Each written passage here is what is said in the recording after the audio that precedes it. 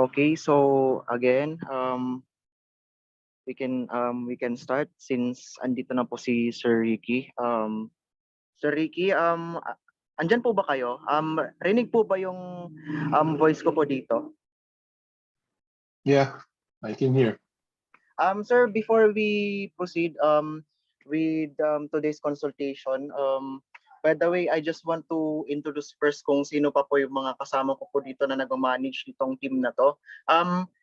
Pwede ba nating ipakita yung sarili natin? I-present natin kay Sir kung sino-sino tayong nasa management team. Kasi Sir, we are bale apat po kami. Sige po, any order na lang sa inyo guys if sino yung mauna. You could introduce yourself first to Sir Ricky. Sige, you may proceed na, guys.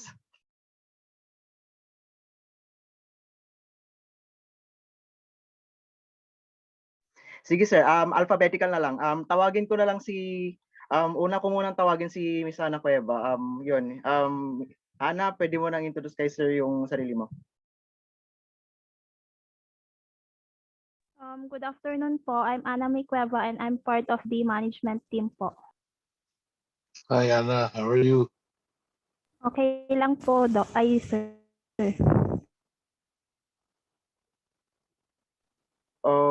Okay, since Miss Dacomos, ay wait, dito pala si Ninya. Ninya, you're next. Hello po, Sir Ricky. I'm sorry I cannot show myself as of this moment because I'm having a technical difficulty. So I am Ninya Dacumo, sir, and I am one of the management team. And on the competition proper, I will be also hosting the event po. So yun po, sir. Okay. Thank you. And the other one is si Jeline. Jeline. Hello, sir. Good afternoon. So I am Jeline Atgali, and I am a part of the management team. Hello, sir. Hi, Julian. How are you? I'm okay, sir. Thank you. Since mukhang sa mga merong okay yung signal diyan, while presenting you could also open your cam. Pero ayun lang. Yun lang, parang i-remind ko lang sila sir na for the event itself, talagang since it is a formal event for that contest on May 3, ayun, we advise each other na yun po naka-open po yung cam, even if hindi naka-present, so that we could see yung mga nagpa-participate. So for now, based from dun sa mga updates, dun sa mga recommendations, maalamin na natin, sir, kung ano yung mga nakuha nila, na-come up nila. So as we begin the program, pwede ko na pong tawagin si Miss Ninya, about para i-preside na po yung meeting na to. So Ninya, ikaw na po yung mag-proceed. Okay, so once again, good afternoon to everyone and to Sir Ricky po. Welcome to the day 2 of consultation session. So yesterday, each team has already presented the name of their project and a short discussion about it. So they also presented what they have accomplished, such as the personal or the customer persona. So for this day, each team will be giving us an update regarding on their project or their improvements as a team. After you present your updates, our consultant, Sir Ricky, will give us a comment about on how to improve further your project. So if you wish to ask any questions or ask for an advice, please don't hesitate to do so because the competition is nearing. Okay, so without further ado, I think I can call on the first group na, the Mangrove Project. Can you please present your project already? Wait, Miss Nia. Okay. So, hello, Sir Ricky. Hello. Imbag na aldaw, or I should say in English, good afternoon, sir. In behalf of our team, we thank you for coming on our day to consultation. Though po na you are a busy person, yet may time po kayo for us na i-present ng mga naggagalingang participants sa mga kanilang pinopose na project and for the betterment of our environment.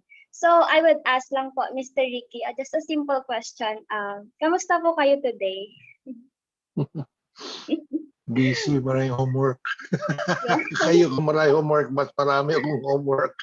Yes, sir. But I want to take time for this because, everything that you put there, Yes, I'm going to take it with me to Samar.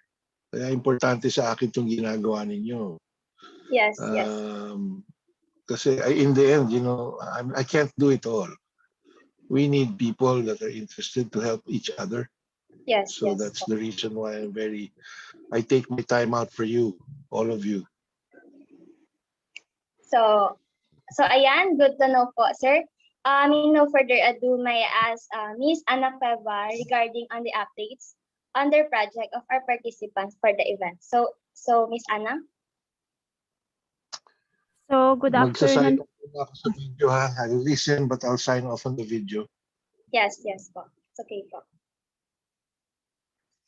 So, good afternoon ulit. So, my task for today is to share with you the updates or progress of each group to their respective projects as of yesterday na shinare nila a while ago and based din sa pinasa nilang accomplishment report. I will just sum up na lang po. For the mangrove project, natapos na nila yung customer persona nila and then may nakam up na din silang title pero still hindi pa rin ito final.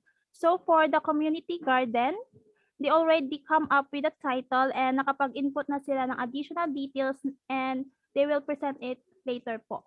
And for the A Okay. Million Trees project. Yes, sir. Go ahead. For the A Million Trees project,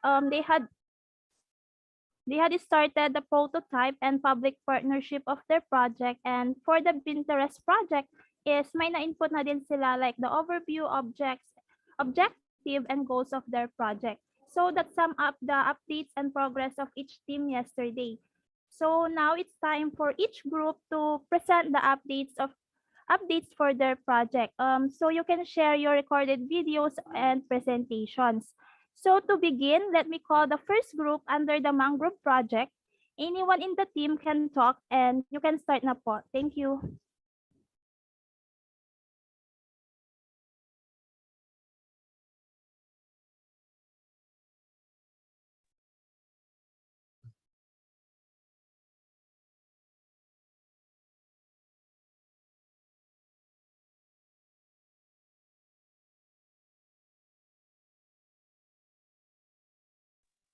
Good afternoon po.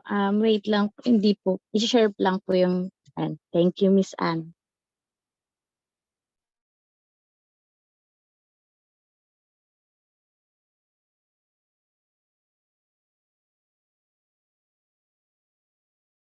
Hello, nakikita po ba? Yes po, meron po. Yes po. Yes, can see.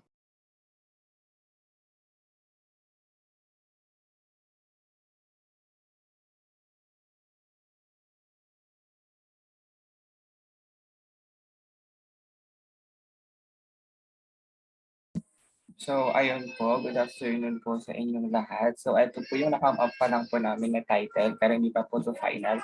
So, entitled, Save Mangrove Forest Now.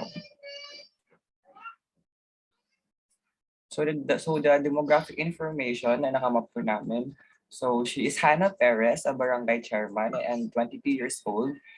She is a college student taking up Bachelor of Science in Biology and located at Basey, Samar. So the project description, the mangrove forest in the eastern coast of Samar Island plays an important role in the protection of the coastline with a coconut plantation.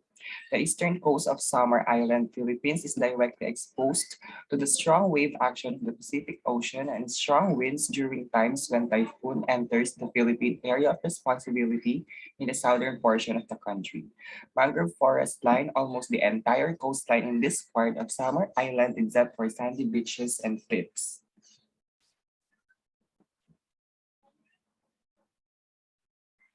So here are the benefits of mangrove forest. For the first one is they provide habitat for up to 80% of commercially and recreationally important fish species. Second one is they improve water quality and clarity. Third, they provide privacy and shade for coastal property owners. Fourth, they prevent erosion and stabilize shorelines. And last but not the least, they reduce wave height by up to 66% during storm events.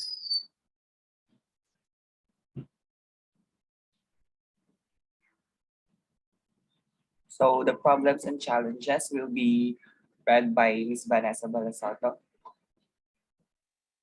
Good afternoon, everyone. So the mangrove forest problem and challenges.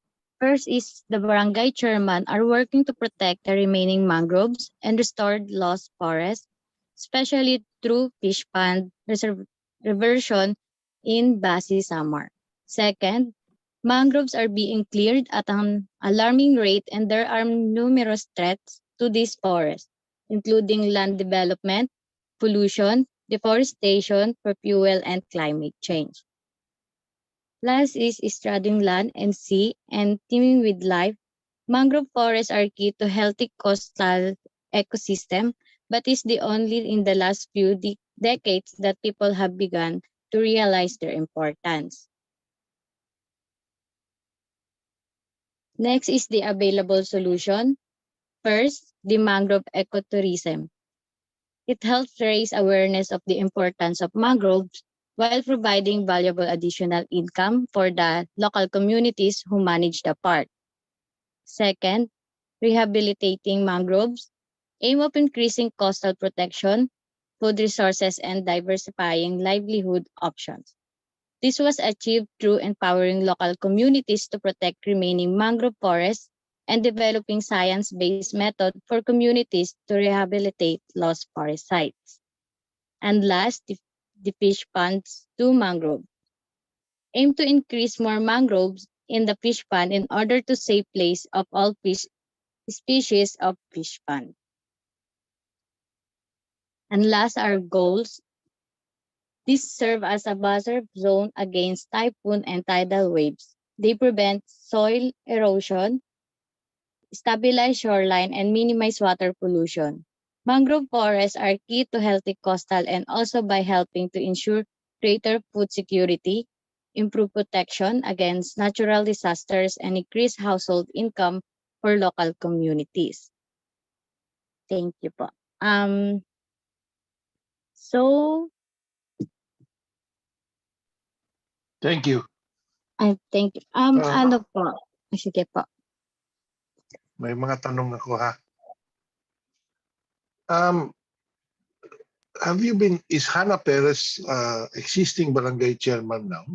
Or is this a person that you have created a persona? I'm not sure. So I wanted to ask you kung ano yung, if this person is really the existing barangay chairman or is just a persona that you have set up for this project.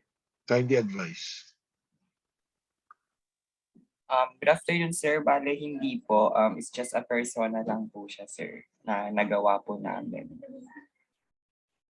All right. Is there a way that ano bang, so basically ang ginawa natin dito is we need to have parang a situation where we raise these issues with the local community heads para mapag-usapan to. Is it the objective of this documentation and your presentation? Is just to create a dialogue?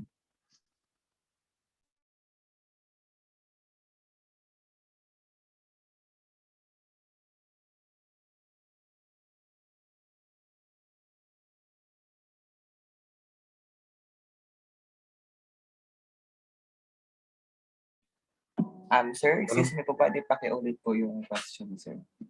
We're having technical difficulties po kasi, sir. Okay. Judiel, can you hear me? Medyo choppy lang po, sir. Ganon. How can we turn this presentation into real action?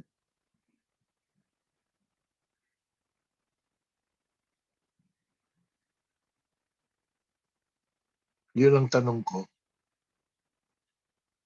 Is there a way for you, through your school, to connect with the barangay in Basey that you feel is concerned with this situation?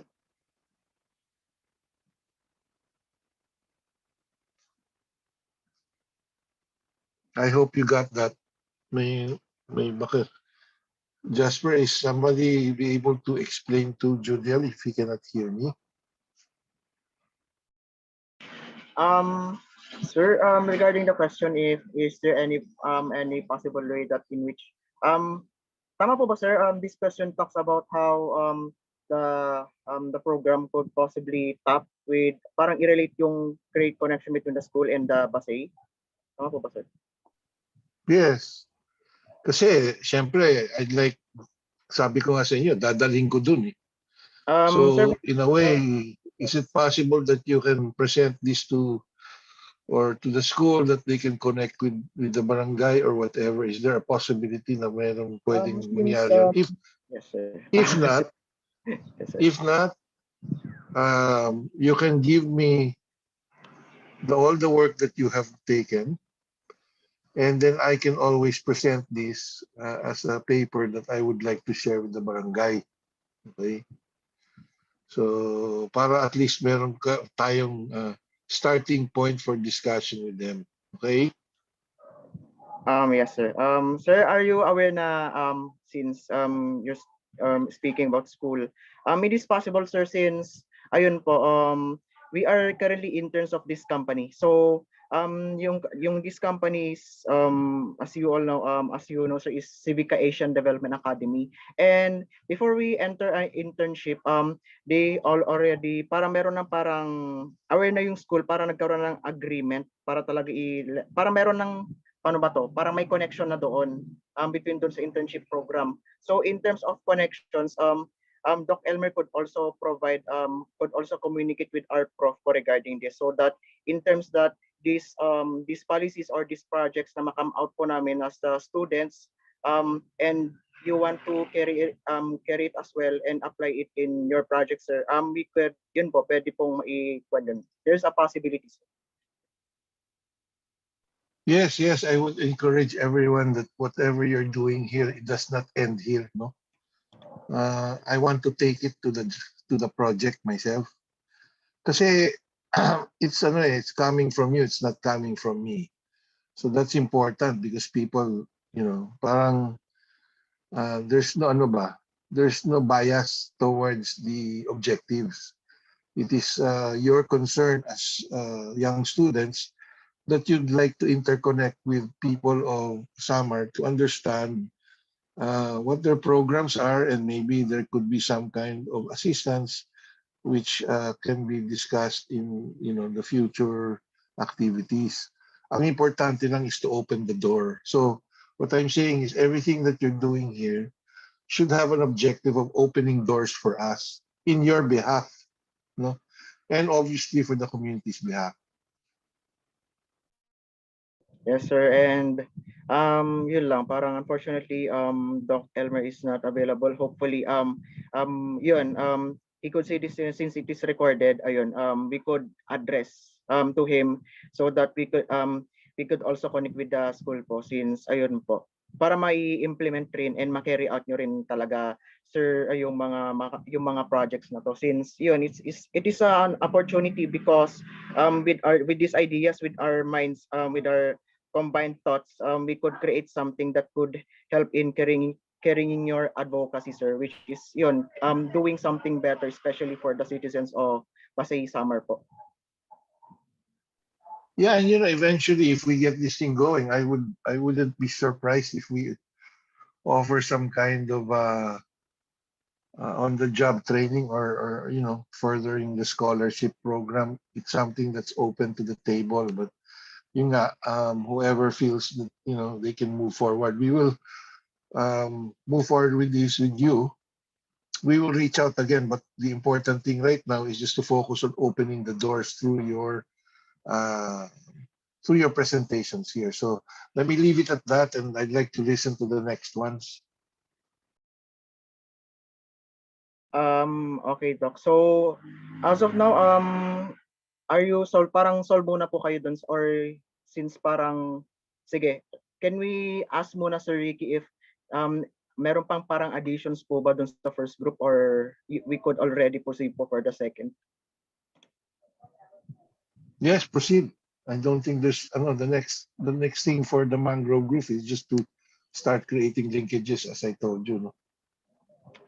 Okay, sir. So for the second group,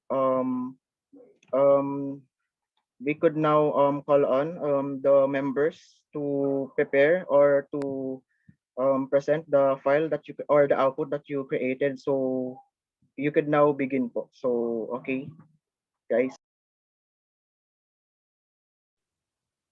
Hello, good afternoon. Can you hear me po? Yes, Hello? yes, we Okay can po. hear you. So, ayun. Okay po. Yesterday, we came up with our project title, The Problems That Need to Be Addressed and Its Solution. So, our project is entitled Go Community.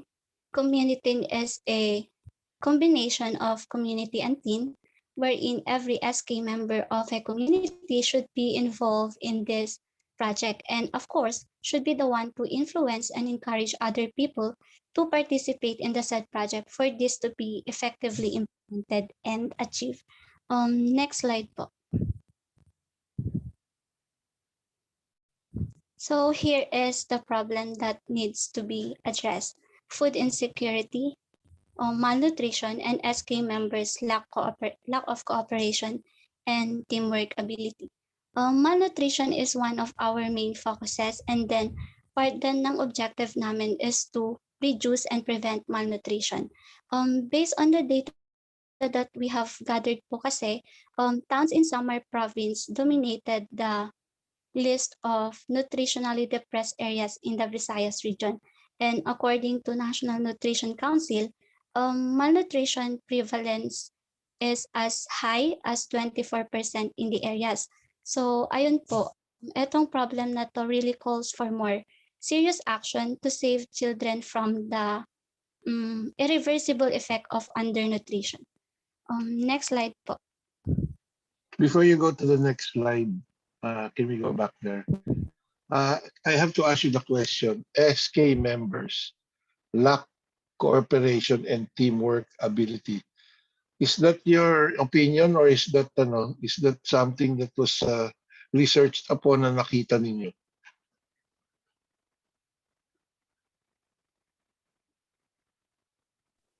Parang ano lang po, opinion ganun po.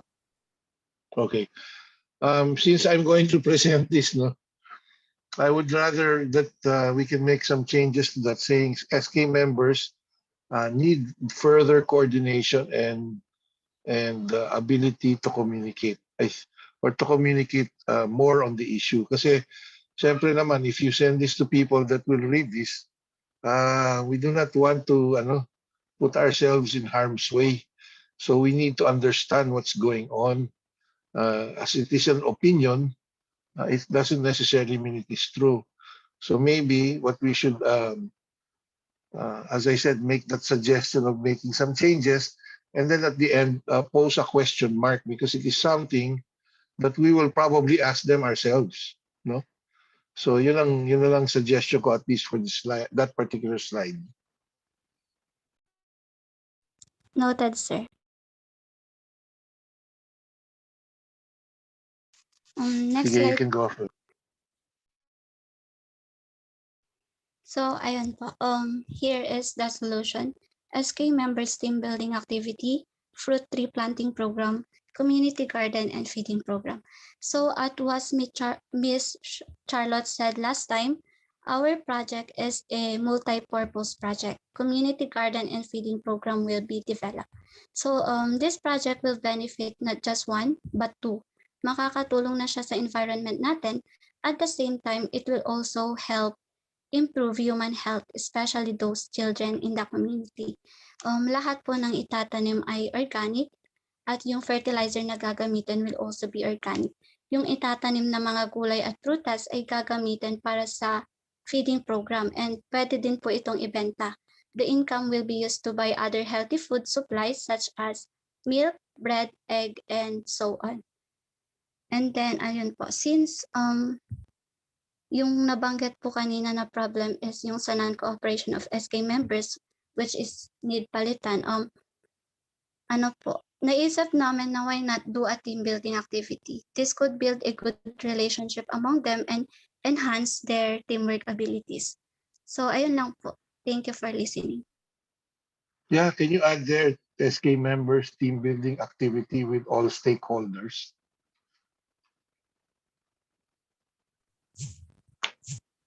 Yes po, sir. Okay. Sounds good. Can I ask a favor from you guys sa community feeding program?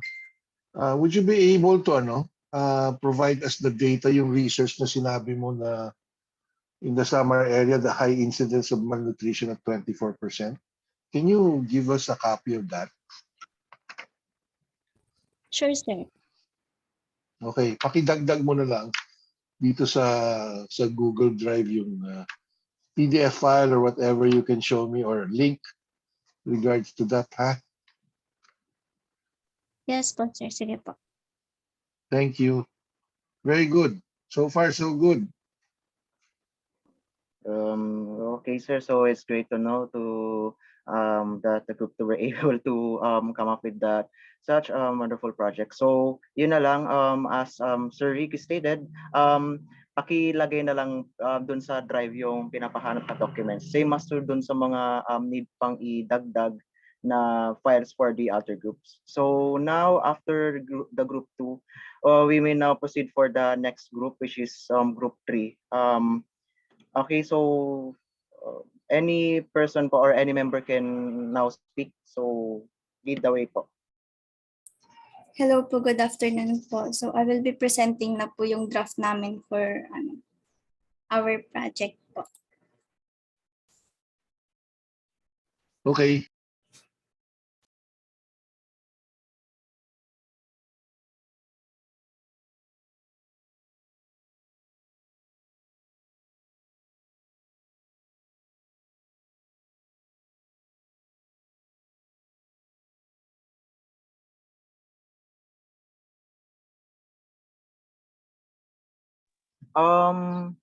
It seems like wala pong audio, yung wala pong sound.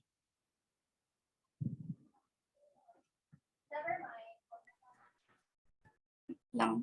Sorry po. First, we are going po, to meron na introduce po. you our customer persona. Okay, meron na. Okay na po.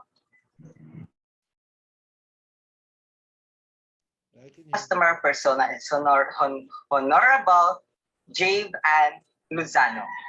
She is an SK Federated President of Basey chapter. She concerned about the global warming and climate change happening in our Earth today. She have the initiative to plant trees but don't have the needed power and resources to do so. She have the knowledge to planting trees that can help our environment. She strongly believes that planting trees is one approach to reestablish a healthy ecosystem.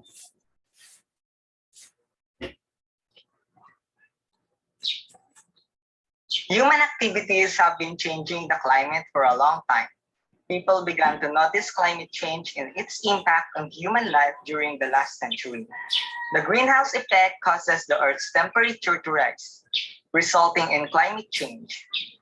Ozone depletion is caused by the warming of the Earth's surface, which has repercussions for agriculture, water, supply, transportation, and other issues.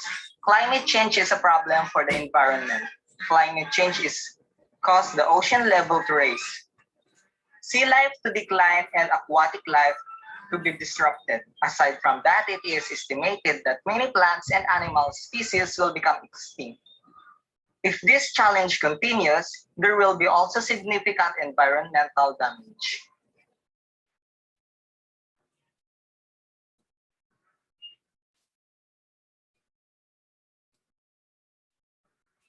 Every year, many trees are cut down without being replaced, resulting in changing environment.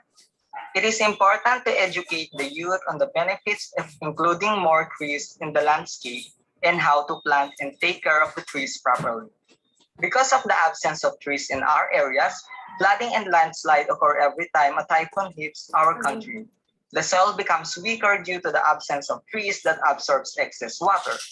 Trees help recharge the groundwater supply, prevent chemical transport into streams and prevent flooding.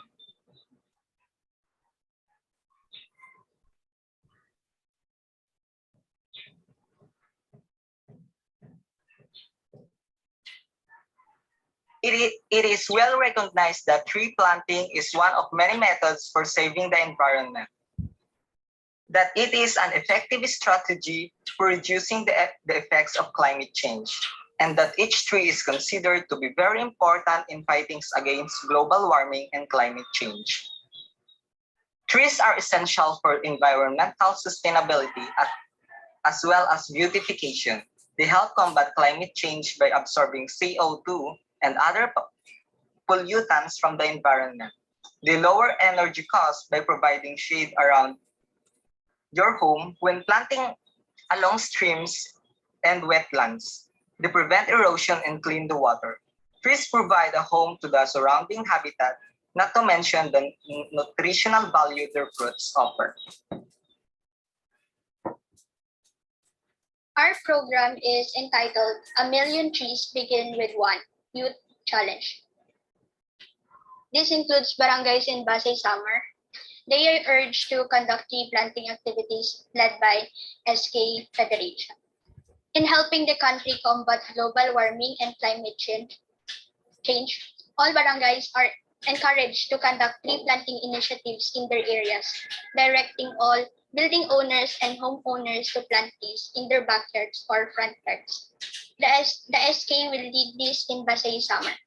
All of the youth in every barangay should participate in this activity.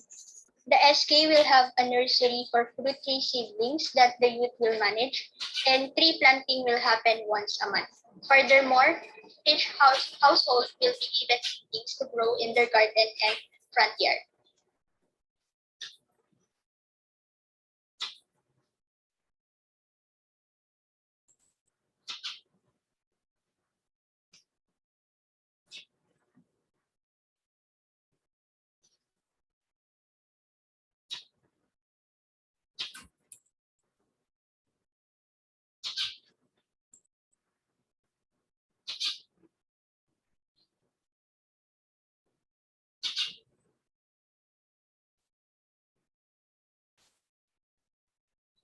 Depend entirely on a healthy, natural environment for our wealth and well-being.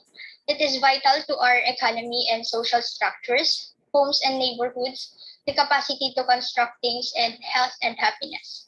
The protection and preservation of the environment are the important issues facing humankind today, which we constantly overlook. The natural environment is being destroyed as a result of human activity. We must therefore take responsibility for its preservation.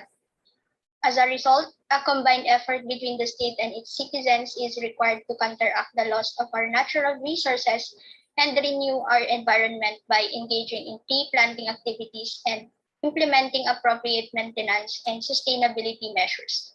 Therefore, this program would be implemented in Basey Samar to increase the number of trees in the locality and reforest. The seedlings to be used were provided by the partners and also from donations. This program would be useful in the community since trees are said to be beneficial in preventing floods and landslides and preventing the worsening effects of global warming and climate change. This program will be implemented in every barangay in Basey Samar, initiated by the Sangguniang Kabataan.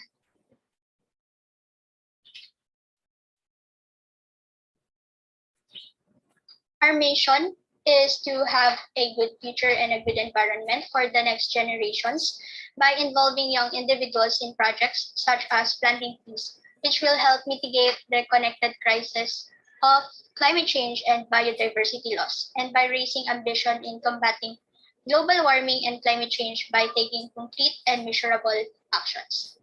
Our vision is to promote continuous tree planting through youth involvement in restoring forests, create habitats for diversity, combat the negative effects of climate change, and make a social impact not only in the community but also around the world for a healthy community and healthy planet. The project's overall goal is to improve the community's environment. Toward this end, the following objectives are set. Project wants to instill in youth the importance of community service and social responsibility, instill in the youth the value of environmental protection and preservation of the ecosystem, to educate the youth and residents of every barangay in Basey, Samar about the benefits of trees and to promote environmental stewardship, to spread awareness about global warming and climate change, and to make not just the community but the world a greener, better place for future generations. How this works? The Sangguniang Kabataan will initiate this program. Nursery project will be funded by the partners and their own barangay. The SK Federation will encourage all SK chairmen of each barangay to conduct tree planting activities, while SK officers in the respective barangays will supervise, monitor, and assist the youth in carrying out the activity. They will create a nursery for fruit-bearing trees and other trees that will be able to contribute to our environment. This nursery garden will be monitored and taken good care of by the youth, and they will have tree planting activities at least once a month. They also play a role in encouraging and implementing a policy in their barangay wherein each household is required to plant in the front yard and backyard of their house or establishment. Seedlings to be planted can be purchased at the nursery of SK Barangay at a lower cost for its continuous growth, and it also serves as a source of income to fund the needs of their nursery garden.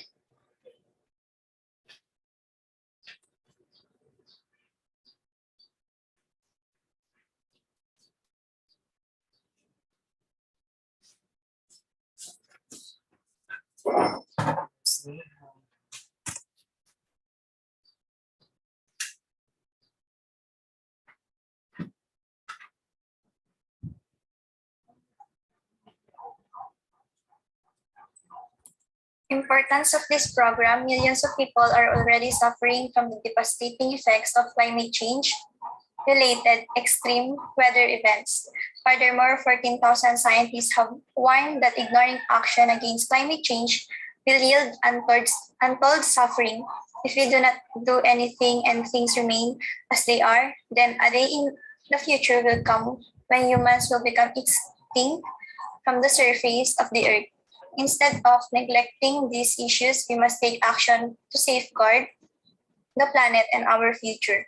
There is hope given what is going on in the world right now.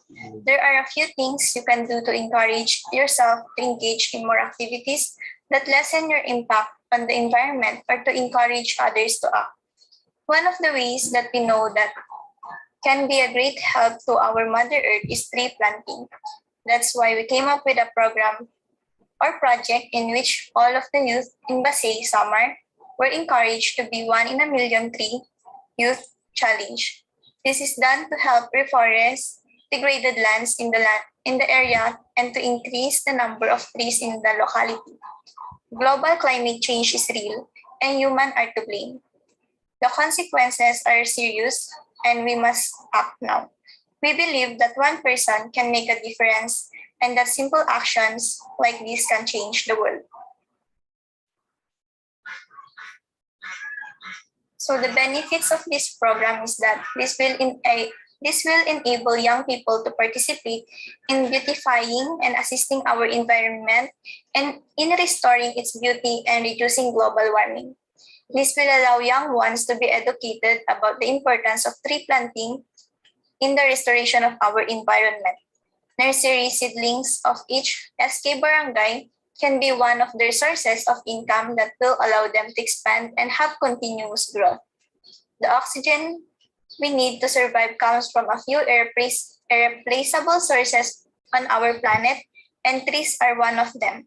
More trees means creating more oxygen, and more fresh air to breathe. Trees are essentially giant filters that combat global warming, and climate change. Trees act as natural drainage as the roots absorb the water that flows when there is a typhoon, limiting the effect of floods to the areas affected by the upcoming calamities. Trees also act as a stronghold for the roots to handle the soil and reduce the degree of erosion in a way that When there are earthquakes or heavy rains, the tendency of having a massive landslide would be reduced or avoided.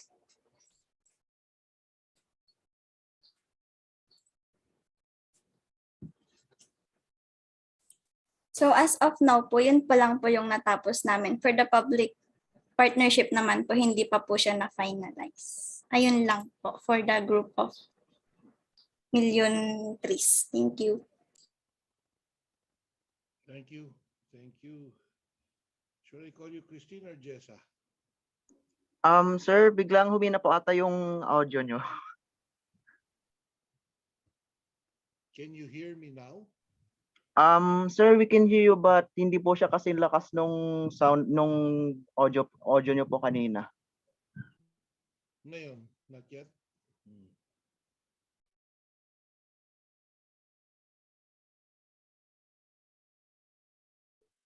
Sir, are you still there? Wala na po kaming naririnig. Talaga? Hindi.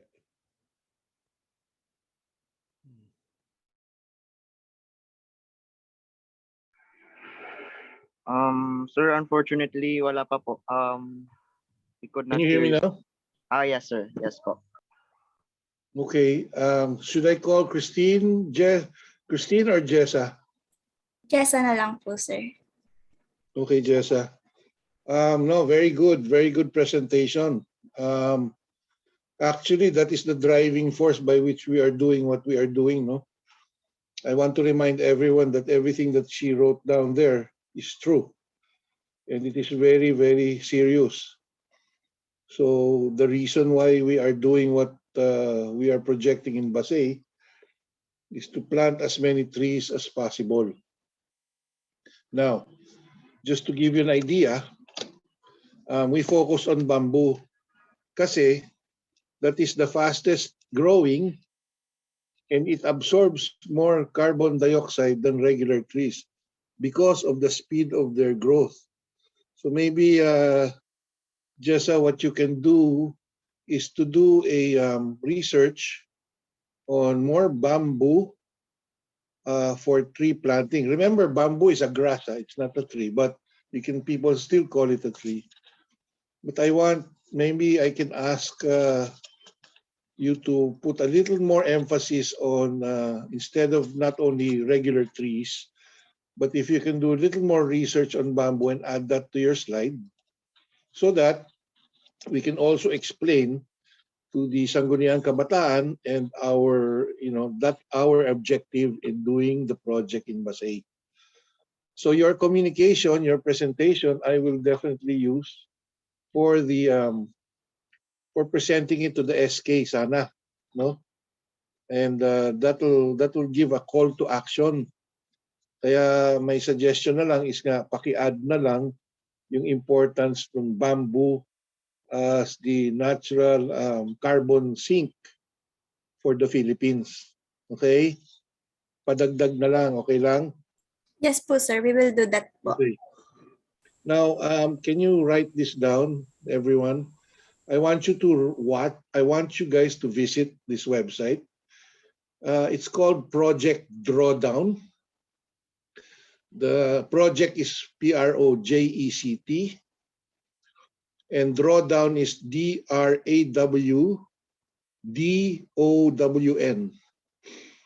That is a website that features solutions to fixing the climate by people. It is a call to action.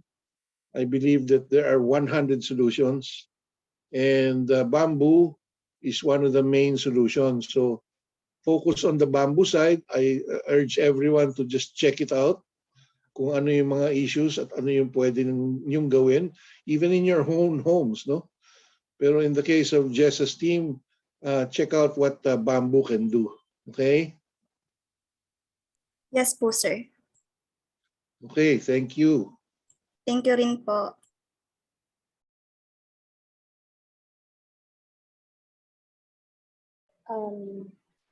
Okay na po ba?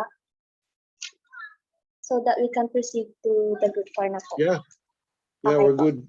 So may I call on the group 4 to present their project? You can also share your recorded videos at our presentation. Group 4, you may now take the floor. Thank you.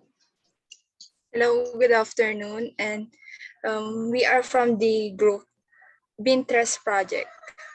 Okay. I will going to present the video recorded. Okay.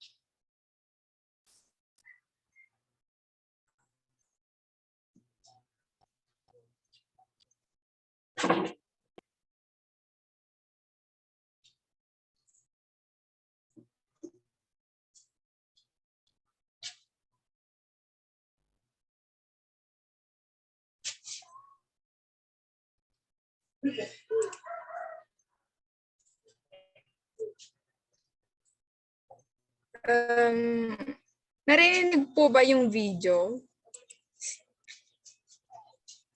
I can only Hello? see the screen. Pero wala po siyang audio po. Yes Wala po, pong wala rinig po. na audio. Yes po, Oh, wala. wala. Mukhang hindi pa nag-start eh. Na-play ko na po kanina. I think hindi po ata gumagana yung audio. I think you have to share, when you share screen, you have to share audio. You click the audio, Jasper. Is that how it works? Sir, ano po 'yun ulit? Pag nag-share screen, I think may click na share audio sa baba or the left side. According to ayun, Ana, since mas gamay mo. Actually sir, one of parang nagma-manage po nung tech namin is si Ana. Share sound, tama ba, Ana?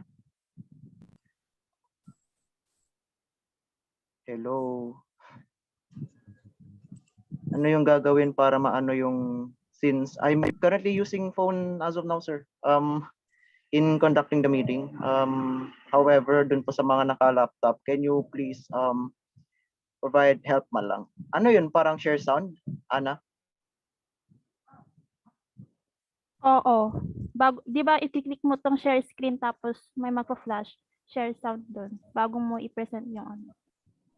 Ayun, Janine, try mong i-figure out if ikaw yung na-present kanina, yung nung ano. Di ko kasi ma-play yung video. Due to connection, hindi ma-play minsan kung yung vid is naka-upload sa. Sige, try nyo ngayon.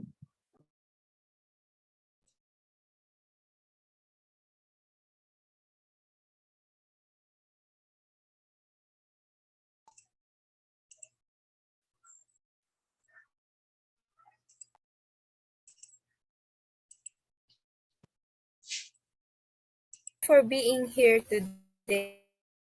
I am Jenny. Meron na po ba? Oh, meron na. Sir Ricky, could Okay na po. Ay, sige.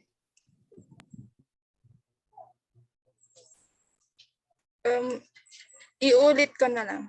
Ayan.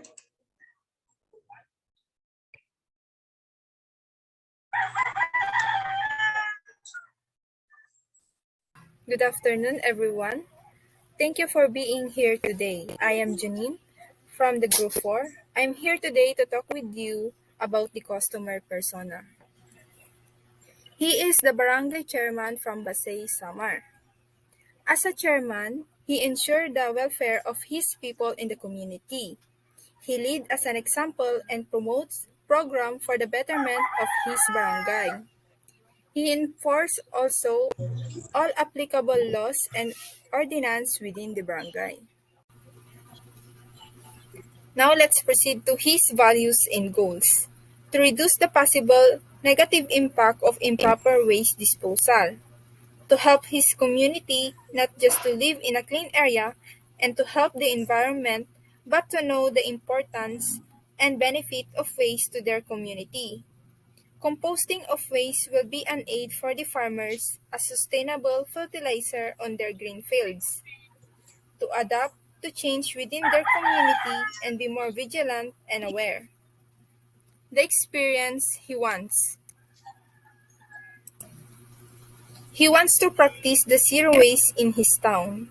He hopes to safeguard his people's public health with the help and support of the community by practicing proper waste management. He wants to ensure that waste management program reduce the amount of garbage that enters canals and drainage system causing floods.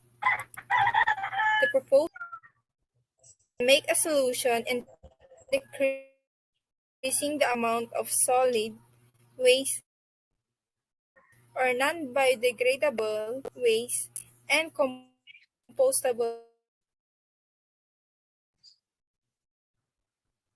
waste. He wants to help the farmers in the community. Here is the problem and challenges within his community. Third, lack of disposal facilities and garbages in the area. Fourth, lack of awareness about the proper disposing of waste in their community.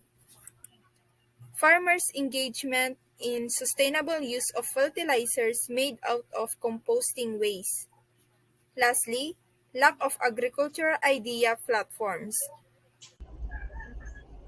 This is the project we are proposing, and we called it Vinterest Project. The objectives of the project include the following. First, to implement the Republic Act 9003, otherwise known as the Ecological Solid Waste Management Act of 2000 in the community. Second, to raise awareness of the poor waste management issues in our country. Third, to encourage the residents of the communities to participate in waste segregation and compost waste collection activities.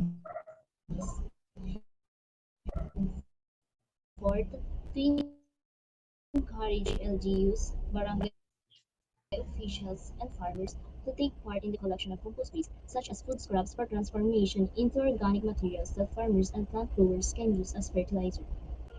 Fifth is to promote environmental education and the proper waste disposal.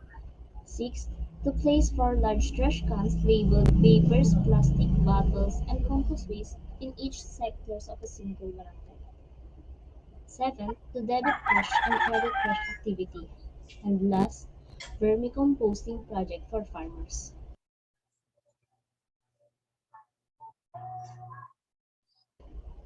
In every community, we often do the clean-up drive to clean the surroundings and to promote zero waste. However, based on the observation, they are practicing the proper waste disposal. Considering the different kinds of waste they have collected, some of it can be sold to junk shops and some waste turned into compost. This will greatly benefit the community as they are making a living while helping the environment. This project aims to reduce the waste in the community by doing proper segregation and making a living with that compost waste. Aside from helping the environment, people will be responsible for the possible effects of this program. It's not only to promote zero waste in the community but also to raise numbers. Furthermore, improper waste management can harm the environment and people will suffer from the soil, water, and air pollution. This situation has an impact not only on the residents of the area but also on the wildlife that is threatened. The people in the community of Basey Samar are responsible for waste disposal and management in this project, with the help of our key partners such as LGUs, all barangay officials, and SK chairmans, Department of Agriculture, Department of Environment and Natural Resources, non-profit organizations, and volunteers that will strengthen the relationships with our partners and residents of the community, as well as help to achieve zero waste and trash-free in the community, which will help alleviate the country's waste management problems. Benefits of the program. First, promotes health and sanitation. One of the biggest concerns when it comes to waste disposal is health and sanitation. Without proper waste disposal, your home is vulnerable to the spread of disease. Improper waste management, which can include scattered rubbish or skip bin hire pickups, can lead to skin rashes, allergies, or worse problems. Second, ensures physical safety.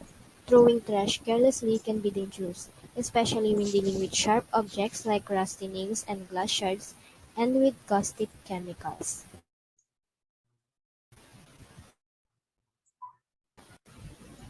Third, earns you money.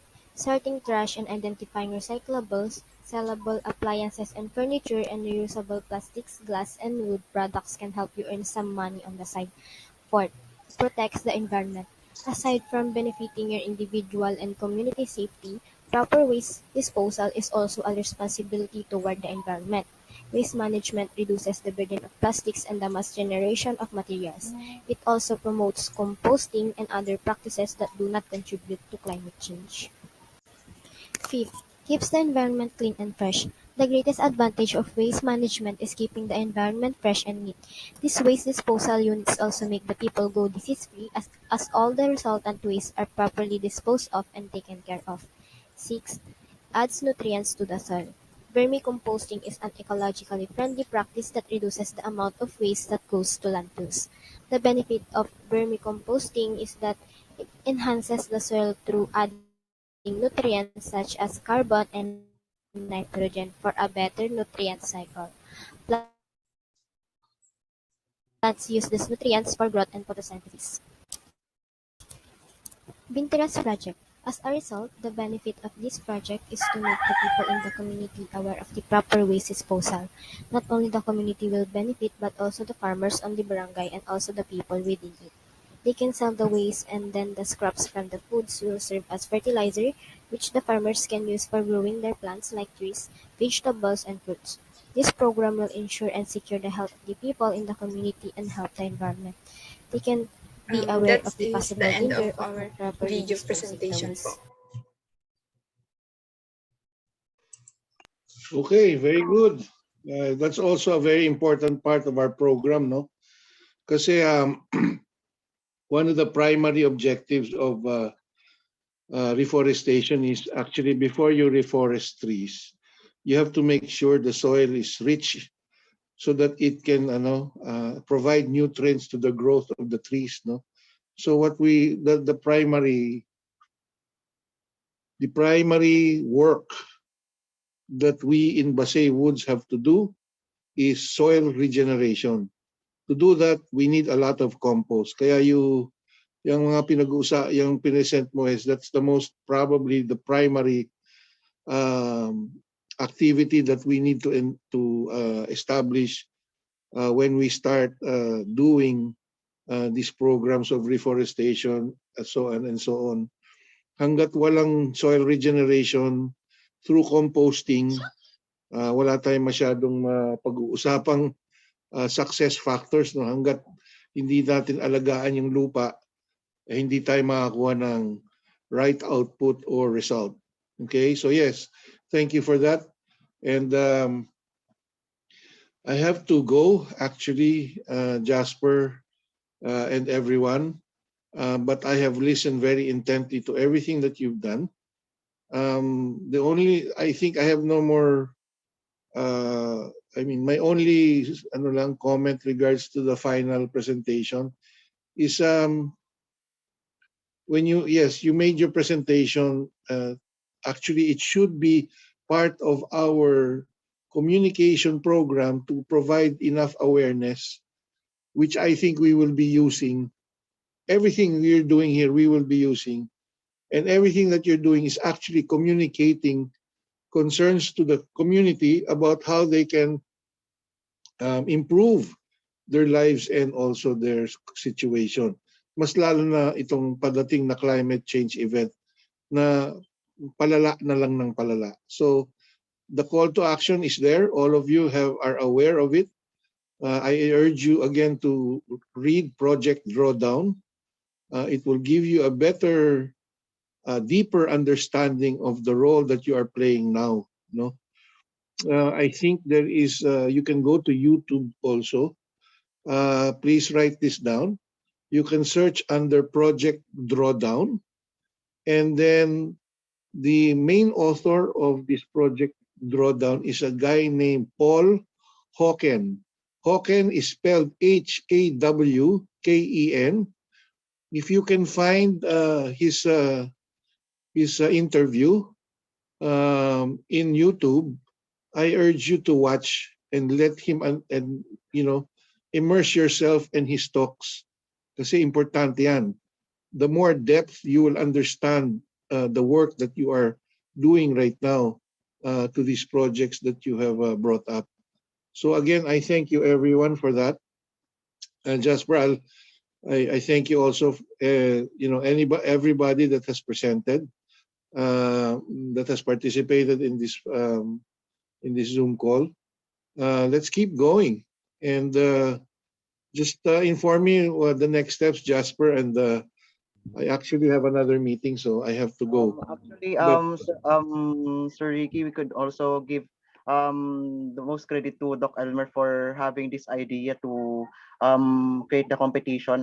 Can we hear from Doc Elmer, what do you think? Kung ano naman po yung parang pananaw niya about this? Doc, andyan po ba kayo? Yes, yes. Okay. Thanks, Ricky. Or maybe we can let Ricky go. May next meeting pa siya. Thanks, Ricky, for joining us. Okay, thank you. Bye. Yeah, talk to you later. Bye. Thank you, sir. Yan, okay to. No, I'm glad today is Friday. We started this Tuesday, no? So this 4 days worth of work.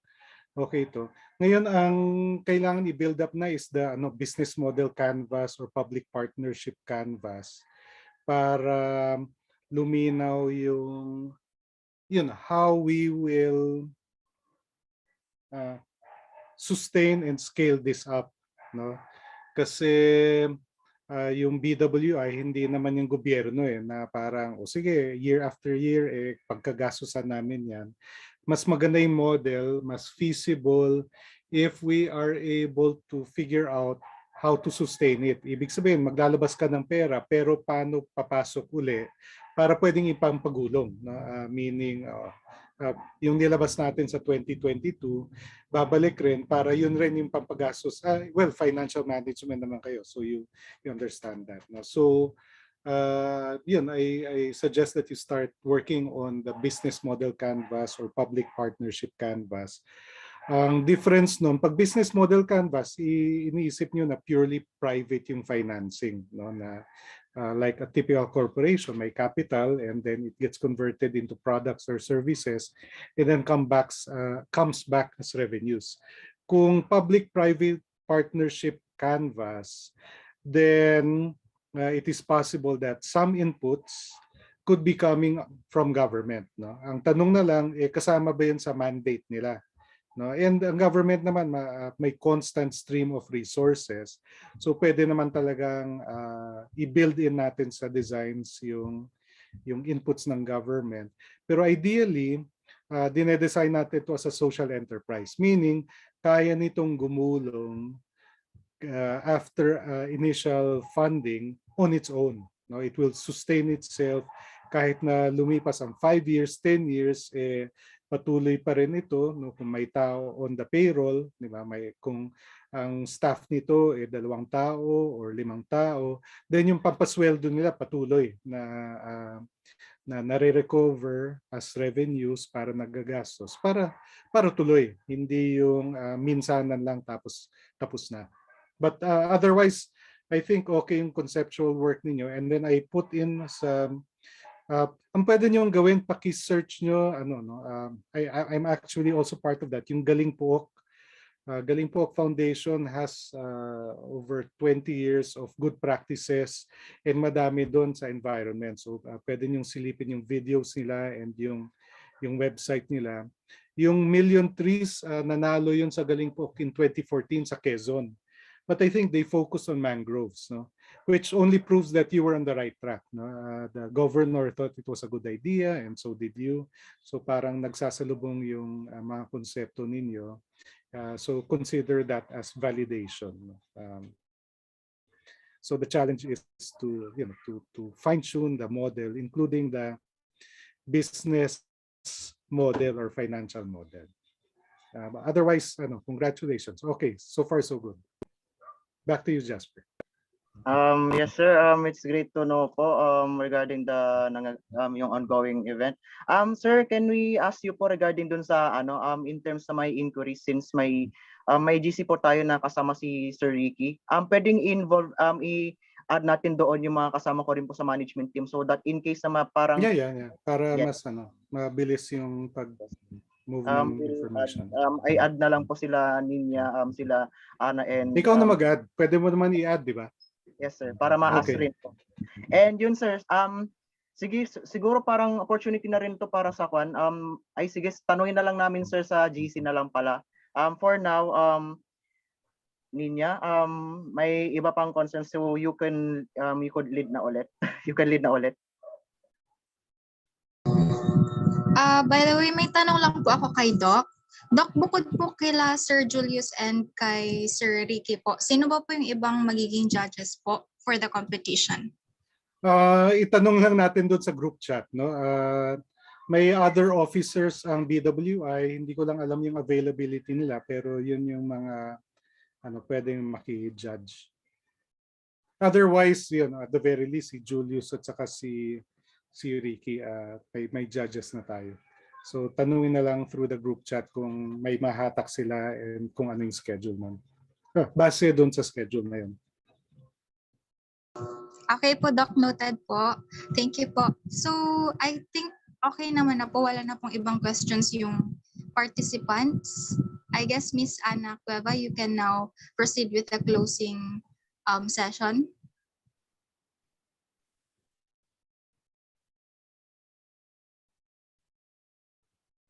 Hello, naririnig po ba? Yes po.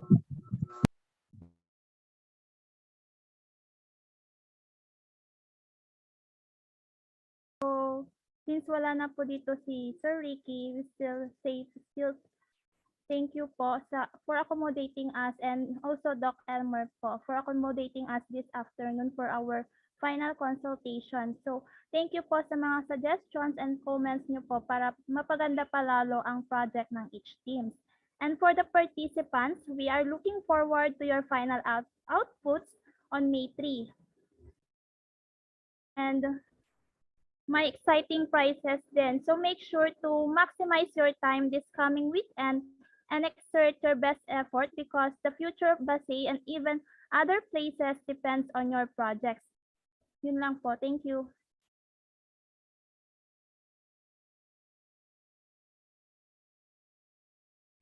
And ayun sir. Regarding sa sir, are you, Doc, andyan po ba kayo? Yes. Regarding dun sa we feel na regarding dun sa nangyari, minsan kasi parang ginawa namin motivate, pero medyo nabother lang kami, pero we just want to say sorry regarding dun sa nangyari na nagkahiyaan nung kinukuha natin yung updates. So we're sorry about that po sir. We apologize. Kasi parang nagulat lang sila bigla sir noon nung inas natin yung ayun. Yun po. Doc. Okay. No worries. Chill naman ako. Babawi kaming lahat sir. I mean lalo sa competition, knowing na I guess this is considered as a general practice na rin sa kanila, Doc, para Yes. by the time na dumating na yung mismong event, Yes. lalo na maging clear yung mga yun. So Doc, thank you so much, and ayun, sayang lang wala si Sir Ricky kanina para man sana makapag-picture for the attendance, pero sige, sino yung pwedeng for the attendance lang para for formality, for proof of the event. Guys, sino sa inyo yung pwedeng mag screenshot or mag-take ng picture? Ako na lang. Okay, so ayun po. Can we open our camera so that yun po.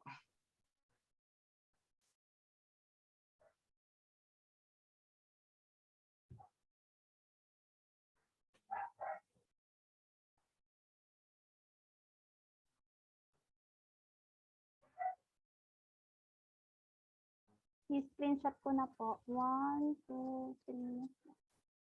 One more. Okay na po. Okay, thank you. Thank you, everyone. So thank you very much, and yun po, we'll keep contact pa rin po as usual, and see you po for the main event. Yes sir, God bless you po, and to sa mga guys, congrats sa atin ulit.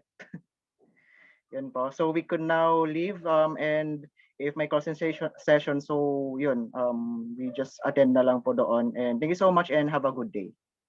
Thank you, Doc. Thank you, Doc. Thank you po. Thank you rin sa inyo. Bye.